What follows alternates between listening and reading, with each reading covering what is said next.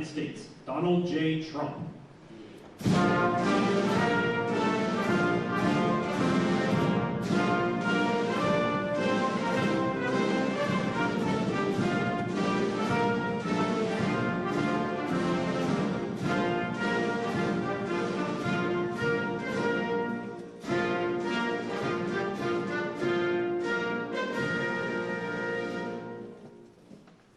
Thank you very much, please. I want to begin by just saying we're doing extremely well in Iran. The difference between them and us is they had a Navy 2 weeks ago, they have no Navy anymore. It's all at the bottom of the sea. 58 ships knocked down in 2 days. And we have the greatest Navy anywhere in the world. It's not even close. So we are doing really well. We're not going to let them have nuclear weapons. Because if they had them, they'd use them, and we're not going to let that happen. It should have been done a long time ago by other presidents. So it's an honor to be here. This is fun. And these are great athletes standing behind me. Great coaches, general managers, great people, and a great superintendent. Hello, superintendent. We only put our finest as these superintendents for these great schools because we don't want to have somebody that they don't look up to. We take our best, and they're really amazing. For the second year in a row, it's my great honor to officially present the Commander-in-Chief's trophy to the one and only Navy midshipman football team with 11 wins and 2 losses, playing the best teams in football. As you say, I used to always think of the military services, they play like a little step below. They play the big teams and they beat them. These players achieved one of the most impressive seasons in Navy football history and any football history, frankly. And I just want to congratulate the midshipmen. I met them backstage and they're great. Thank you. Congratulations.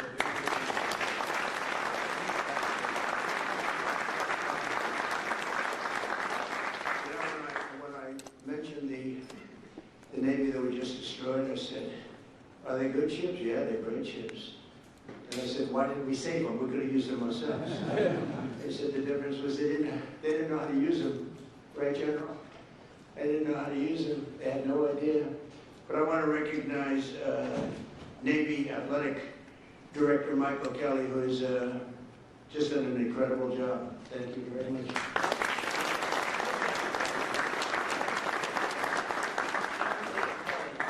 Along with head coach Brian Newberry, fantastic coach. Brian.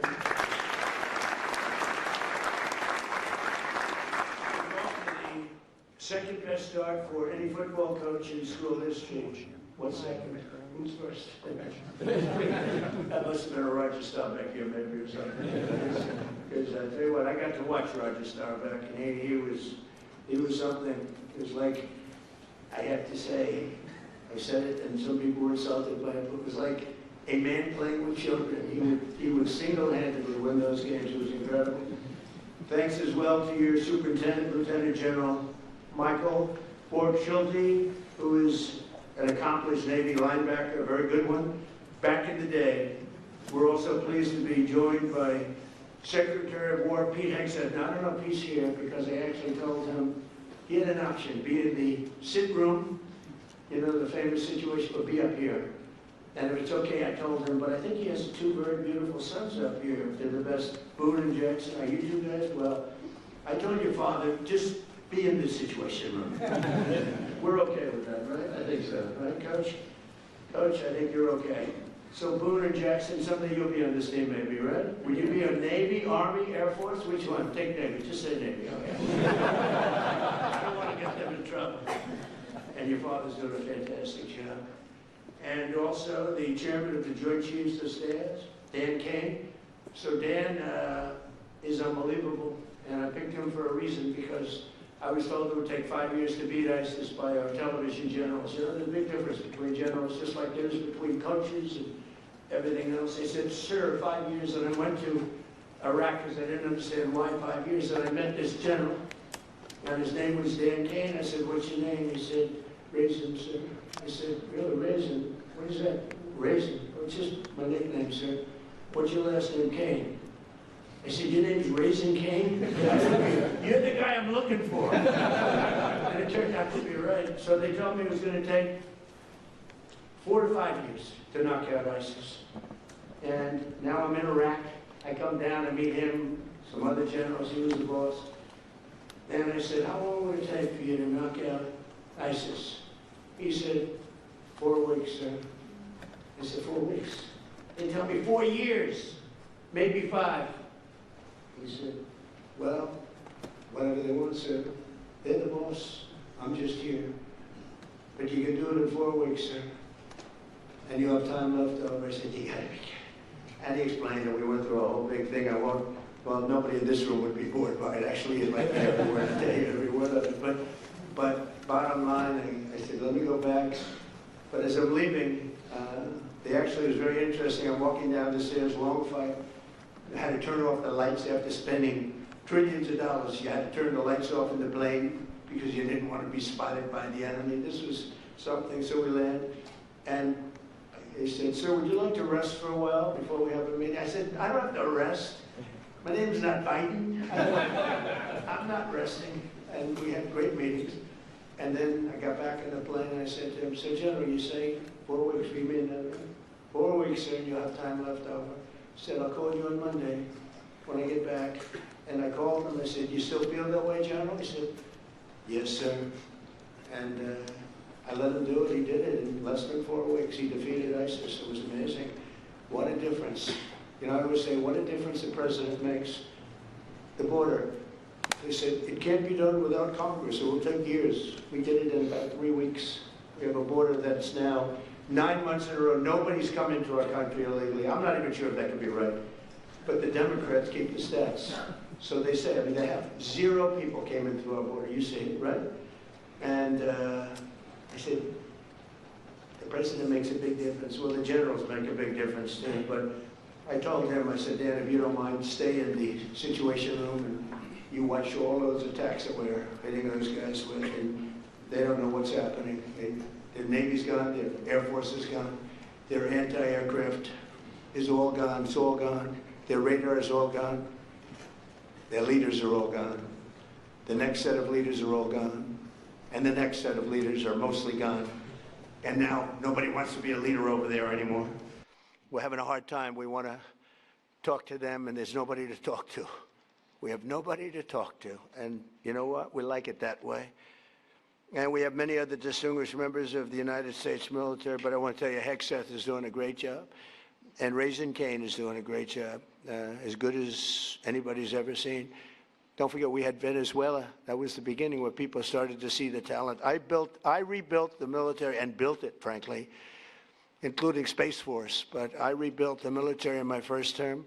I didn't think I'd be using it this much, but I'm glad I rebuilt it because we can't let these lunatics have nuclear weapons because they were going to use them. They'd use them fast. One of the ways you know that is when this whole thing started, they started shooting missiles all over the Middle East at countries that were basically not involved because they wanted to take over the Middle East. And if they had a nuclear weapon, they would have used it. The only question would have been the first hour or the first day.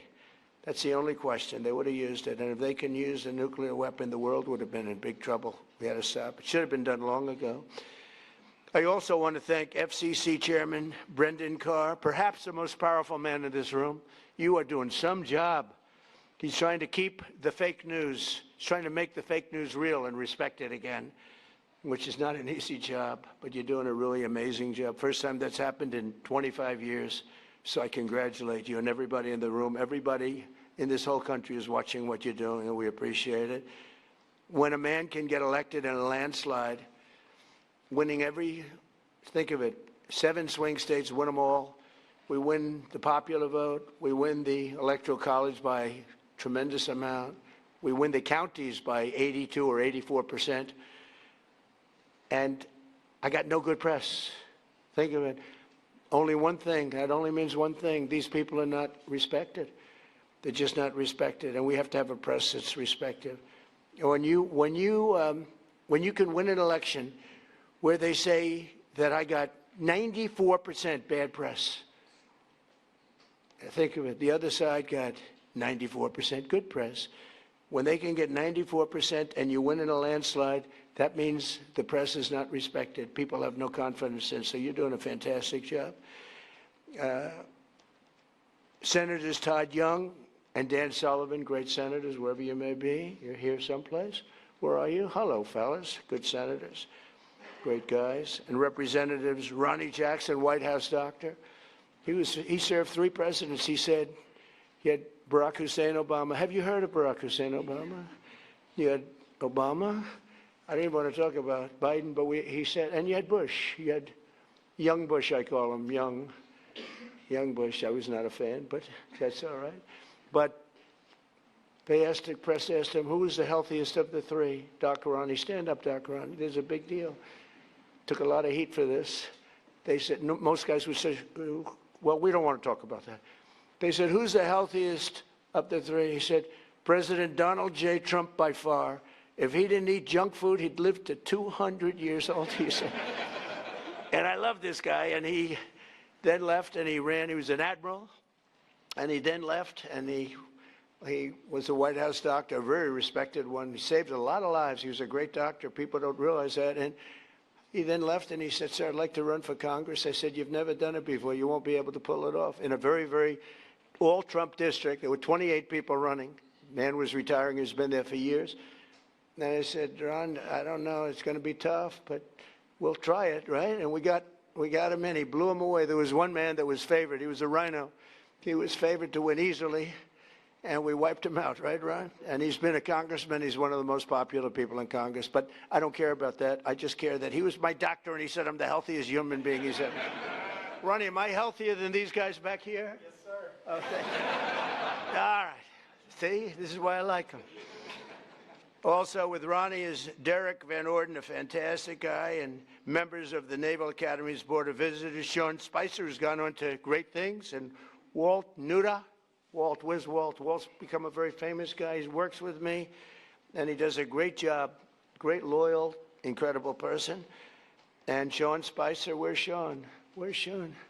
Great job, and he's got a very successful television career going. What the hell do I get out of it? Well, you know what? I get nice statements. That's what I get out of it, right? Yes, sir. 100%. It's great. You've done great. Thank you very much. Congratulations.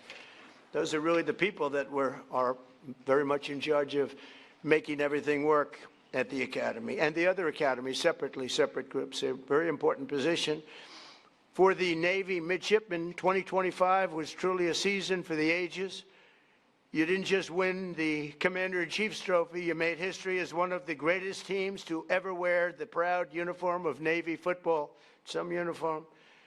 The teams have gotten so good in the schools that I was able to get, and we're pushing it very hard to make it permanent, a military academy deferment policy.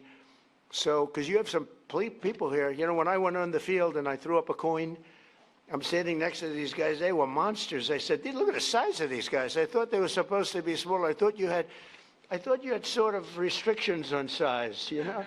We got rid of that because some of these guys were extremely large. And we have the NFL teams here also. When whoever wins the Super Bowl, they come. The baseball teams, we had the Dodgers, we have them all. But I saw the size of these guys, so I got used to it. And I said, these guys are as big as the NFL. And at one of the visits a while ago, first term, they asked me, they said, sir, we have a hard time recruiting because a player, if he's really good, he can't do the 4 or 5 years in the military service. Could you would like to do a military academy deferment policy? I immediately knew what he meant. And we got it done.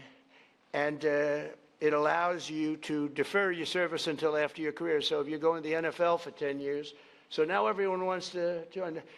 So do I get credit for this successful team then? The superintendent's going to say yes. I don't know about Coach. I don't know about Kelly. But the coach, I think, it made your life a little bit easier. It was tough. It was tough for the teams when they used to have to play guys that were twice their size, right? So they did good. They had better heart. They have the best heart in the business, but size does matter. And so what we did is we got that so you have a deferment, so a lot of people are able to join now, and they do their service later. They're great Patriots, but that would be a lot to ask. And I think it's helped your teams really compete at the highest level. The team was led by your incredible senior class, and that includes the co-captain and star quarterback, Blake Horvath, who is fantastic. Where are you, Blake? Wait a minute, you're a player. I was at that game. He's a player. Yeah, but get everything. You can run it, you can throw it. What do you think, NFL material? Yeah, I'm going to show you. Thank you. Stay up here if you want. Look at this guy. He walks up. Most of them just stay there. Just, you know, they don't want to. Very good. Look at him. I can't get rid of him. I can't stay there if you want. Come on, stay there. He's a quarterback. What the hell?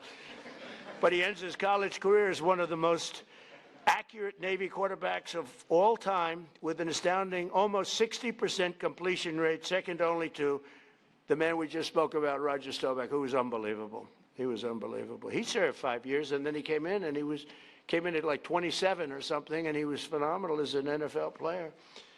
Likewise, senior wide receiver Eli Haydenreich scorched opposing defenses all year long. They've been writing about him, a lot of stories, setting a school record for receiving touchdowns. And you do need a quarterback for that. Where's Eli? Where's Eli? Come here, Eli. Get over here. Look at the size of this guy.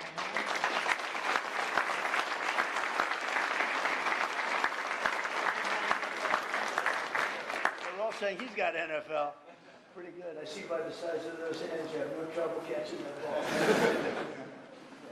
Beautiful. And we're going to bring them down to the Oval Office. Nobody else. We don't have room for none of all these big shots that we have here. None of the senators, none of all these people. We're going to bring them down. We're giving them a special medal, a beautiful medal, a very expensive medal that if I see it on eBay tonight, I'll be extremely upset. All right, so we're going to all march down there later. Congratulations. Thank you very much. That's great. Very nice that you say that. The whole team is pointing at you. Are you looking to go NFL if you can? Yes, sir. I'm hoping to. Okay, good. That's great. I'll bet you make it. So we have Eli and setting all the school records for receiving touchdowns, earning a spot at the NFL Combine, and cementing himself as, without a doubt, the greatest wide receiver in Navy history. That is not bad. Did you do the Combine? Yes, sir. How did you find it? Were you impressed by the athletes? I was, yes, sir. Were you as good as them? I like the. Were you better? They're all saying they like you. They're all saying he's better. Good. I can see it. We're going to watch, okay? We're watching all you guys. And let's not forget one of the strongest athletes the Navy has ever seen. Oh, this is the guy I want to meet. Who was named a first-team All-American. You can't do better than that. On 5 different organizations. So 5 groups named a first-team All-American. Senior lineman and co-captain Landon Robertson. Where's Landon? Where's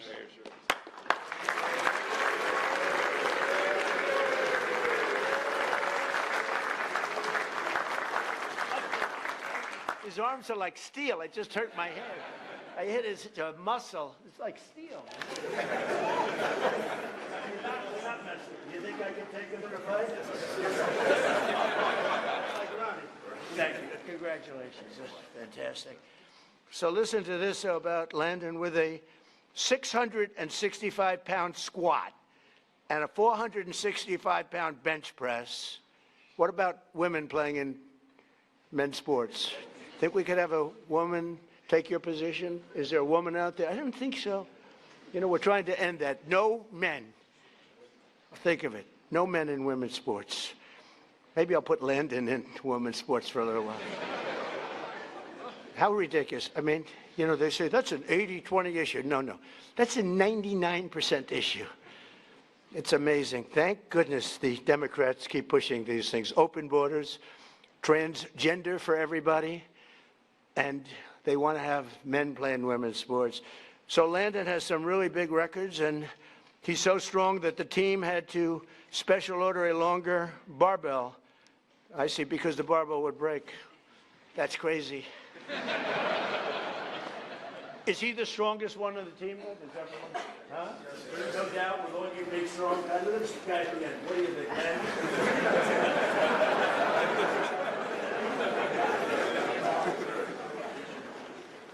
So thank you very much. We have a lot of fun at these things. I love sports, and I love athletics, and I love competition. I love competition, and these guys are champions. But perhaps no single player better represents the heart and soul of this team than your 5'9", 174. I love those guys. Those guys that are a little smaller than you're supposed to be, but they have a bigger heart than everybody on the team, right? And the other team, too. 174-pound playmaker who delivered key knockouts and blocks on opponents almost twice his size. Senior Brandon Chapman. Brandon plays selfless, relentless football. I got this from his coach. As he likes to say, quote, here's a quote, "The way I look at it, the fight's not over until I win." That's it, right? Just keep going. And that's really the spirit of the Navy and our great sailors. Where are you, Brandon? They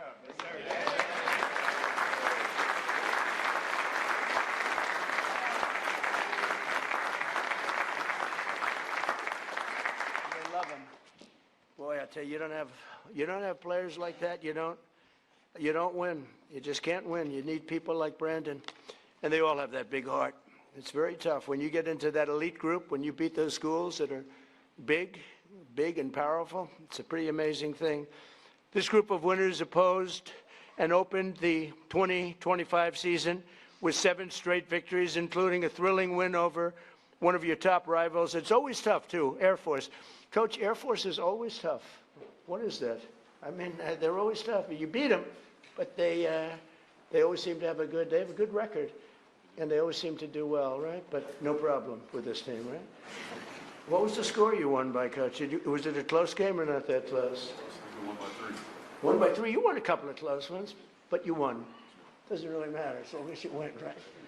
So that's great, Coach. But as every Navy football player knows, you don't make it to the White House unless you also triumph over Army on that second Saturday of December, which is the whole deal. I was at that game. It was amazing. It was an amazing game. The spirit. And I have to say, they introduced Trump, the place went crazy. There were no, let's give a little boo. There wasn't a boo in the house. Even the fake news couldn't say. I've gone to games where I would say I got 97%, but there might be one person, boo, boo. They cover that person. They interview that person becomes a star. But they couldn't find any person at that game. That was some game. It was some scene in the historic 126 Army-Navy football game. And again, something I really enjoyed. I love being there. I'll be there. Coach, I'll be there. You got to be back, Coach. We can't ever lose you. You'll be back, right? Well, you better be back. Do whatever you do, Kelly. Get him signed, right? Speaking of that, and you get him signed, all right? But you battled back from a 2-score deficit to draw within 6 points in the fourth quarter. Now, I was there. It was looking not great.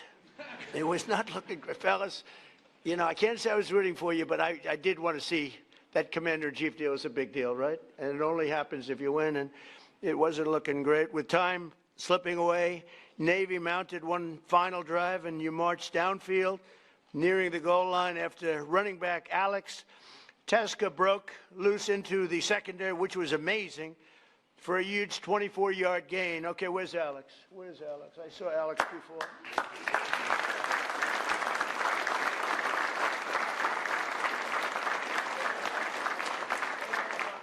Goodness, thank goodness. That was fantastic. I watched that because it was not looking good. After you did that, the momentum shifted, right, Coach? And the coach was saying, I don't know, I got a problem, and then he did that. We all felt good. That's great. Congratulations. That's beautiful. That's amazing. So Alex did his job, and he did a fantastic job.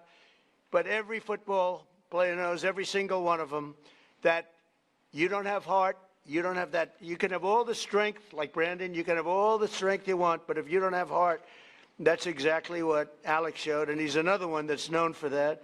Then 3 times the formidable Army defense held the line, and they really held it, making it 4th and goal, midshipmen. So it's time to do or die, right, Coach? And with 6 minutes and 37 seconds left on the clock, other teams might have kicked an easy field goal, but that's not this, Coach. Coach, did you ever call? Did you call up the superintendent and talk to him like, what do I do? Or did you just say, let's go for it? I think you said go. I think you just go for it, right, Coach? But not this team with this coach, with the Commander-in-Chief's trophy on the line, which is a big deal. Blake dropped back in the pocket, surveyed the field, delivered a strike across the middle to Eli for a touchdown, and secured victory over Army in one of the most iconic moments in Navy football history. I wouldn't say in Army football history. I guess it was iconic also, but not quite in the same manner. But I watched that. That was incredible. The annual Army-Navy game is truly one of the most special occasions in all of sports, but in recent years, the college football playoff expansion has encroached on this sacred 4-hour time slot traditionally reserved for Army-Navy. So what did I do? I went out. I don't know if I could have pulled it off. I have much more power in my second term, don't you think? What do you think? Would you say, Brendan? Much more power. First term, I don't know if I could have gotten away with this, but what did I do? I went out and said, I'm going to sign an executive order to ensure that the second Saturday in December is preserved exclusively. Nobody's playing football. Not Ohio State against Notre Dame. Not LSU against Alabama. Nobody's going to play football for 4 hours during that very special time of the year in December. It's preserved forever for the Army-Navy game. Now, if you don't want to watch football, you don't have to. But if you want to watch football, you're only watching one game. You're not watching 19 different games, all of them in many ways big. So, Coach, that puts a little pressure because the whole world's going to be watching. So nobody else is going to be allowed. Of course, we'll probably get sued at some point. We always get sued. But we win those suits, and we'll win this one. The only game that's going to be played, so we preserve that time, no matter who it is. You're playing the Army-Navy game. It keeps it special. We like it, right? Are you okay with it? Huh?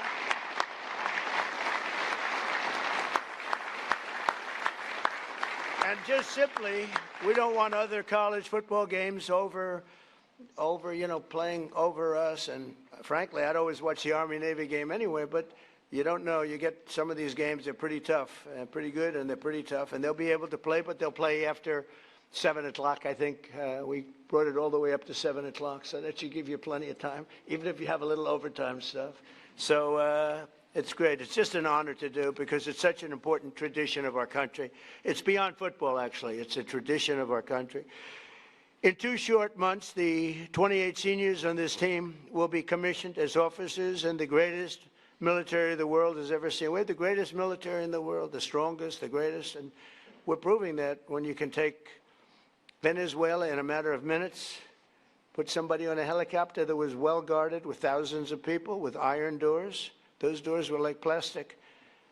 The United States Navy, the Marines, the whole military, we have the greatest in the world. I was so proud of what I did, and I always loved Space Force because that was my baby.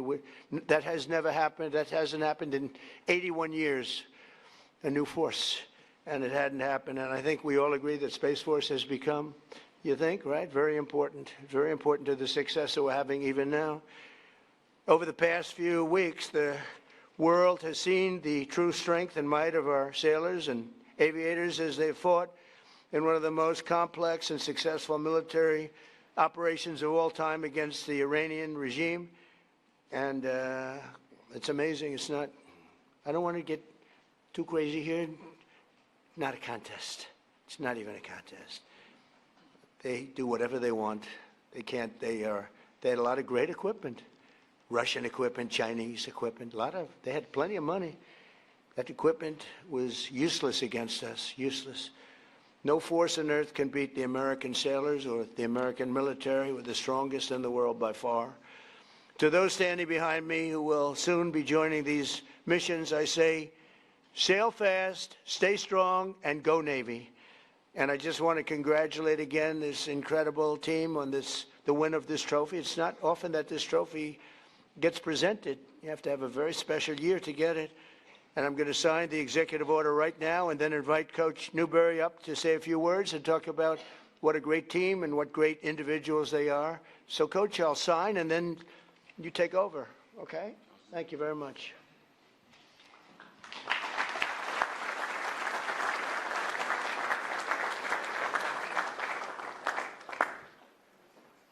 This is not an auto pen. Imagine taking it and say, would you please have this signed? Somehow, I don't know how they got by that. It didn't work. Let's go.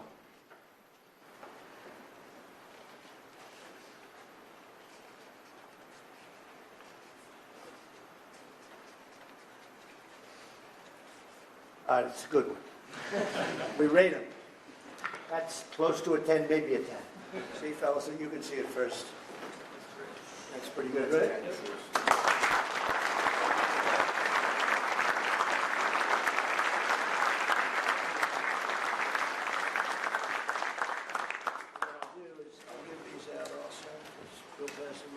If you're going to get them down at the office, you're going to get that if you're mistake.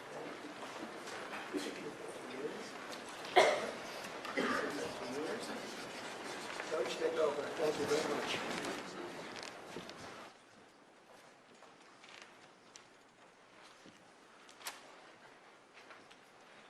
Good morning. Thank you, Mr. President. Thank you for signing that executive order, protecting the sanctity of the Army-Navy game. It's a game with a soul, and it deserves to be protected. Thank you very much. Thank you to you and your staff, your gracious hospitality, and for making today's ceremony possible. And thank you to the distinguished guests and everyone in attendance for being here to recognize this team and this exceptional group of young men. On behalf of our players, our staff and their families, our superintendent, General Michael Book-Schulte, and our athletic director, Michael Kelly, it is truly an honor to be here. We're grateful and humbled to be back again. As I shared last year, it's been our goal to return to this stage many times during your tenure, Mr. President. There's no higher honor in our program than standing here representing the Naval Academy, the entire brigade of midshipmen, the Brotherhood, and all the men and women who serve and have served in our Navy and Marine Corps. These young men understand that wearing the Navy uniform comes with a responsibility greater than football. Each day they strive to live up to the core values of honor, courage, and commitment, and the standards of those who came before them. Leaders of character who have gone on to serve our country with distinction. What they accomplished this season is a direct result of that ethos and mindset. The players here on stage and to my left in the audience are some of the very best our country has to offer. In just a little over 2 months, these 28 seniors standing behind me will graduate and commission as officers in our Navy and Marine Corps under your command, Mr. President. They will do so with character, discipline, and the values that define this institution. I also want to recognize our fellow service academies, the United States Army and the United States Air Force. The rivalry we share is among the greatest traditions in college football, but it is grounded in deep and enduring respect, because we know that one day many of these young men may stand shoulder to shoulder in defense of our nation. The Commander-in-Chief's trophy represents the commitment, discipline, teamwork that define the future leaders and warfighters of our armed forces. Every day our players balance the demands of Division I athletics with the responsibility of preparing to serve as officers. That challenge forges the character this trophy represents. In our view, it is the most meaningful and honorable trophy in all of college sports. To our families, alumni, and the countless people who support the Naval Academy, thank you.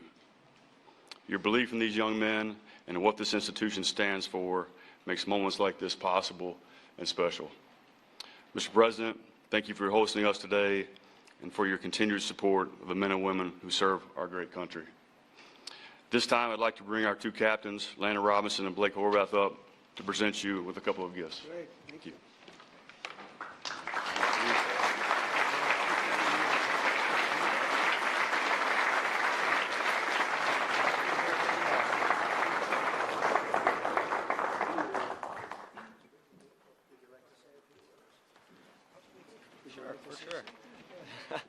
Well, First, Mr. President, it's just an honor to be here.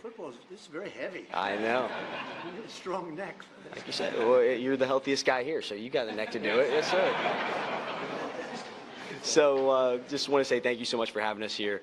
Absolute honor. And last year, I was hesitant to say it's a once-in-a-lifetime experience, right, because I knew we'd be back this year. So I'm glad I can now say it's a twice-in-a-lifetime experience. And just couldn't have done it without our whole team here, right? Our support staff, from the strength and the trainers to all these guys and all the guys who are still at school right now in class. Thanks to all of them, and just for everybody for supporting us. And, go Navy, beat everybody.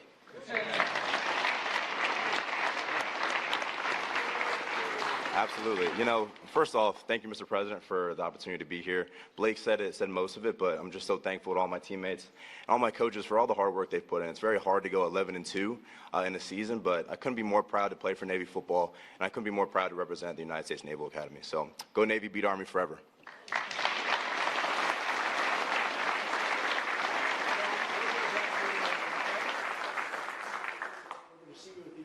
Now, anybody does not want to go to the Oval, please raise your hand. Thank you. See you. Thank you, everybody, very much.